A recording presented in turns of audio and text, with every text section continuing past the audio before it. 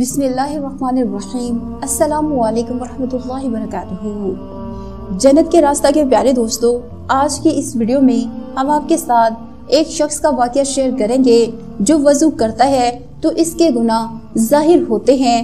الحمدللہ، وضو کرنے والے کے گناہ جھڑتے ہیں۔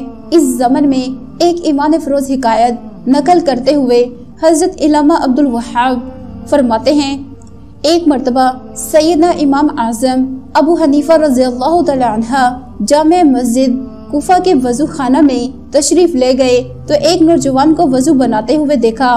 اس سے وضو میں استعمال شدہ پانی کے قطرے ٹپک رہے تھے۔ آپ رضی اللہ تعالی عنہ نے ارشاد فرمایا، اے بیٹے، ماں باپ کی نافرمانی سے توبہ کر لے۔ اس نے فوراً عرض کی، میں نے توبہ کی۔ ایک اور شخص کے وضو میں استعمال ہونے والے پانی کے قطرے ٹپکتے دیکھے۔ آپ رحمت اللہ علیہ نے اس شخص سے ارشاد فرمایا، اے میرے بھائی، تو زنا سے توبہ کر لے۔ اس نے عرض کی، میں نے توبہ کی۔ ایک اور شخص کے وضو کے قطرات ٹپکتے دیکھے تو اس سے فرمایا، شراب نوشی اور گانے باجے سننے سے توبہ کر لے۔ اس نے عرض کی، میں نے توبہ کی۔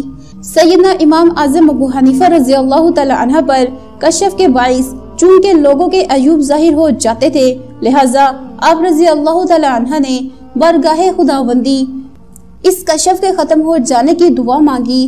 اللہ عز و جل نے دعا قبول فرما لی، جس سے آپ رضی اللہ تعالی عنہ کو وضو کرنے والوں کے گناہ جھڑتے نظر آنا بند ہو گئے۔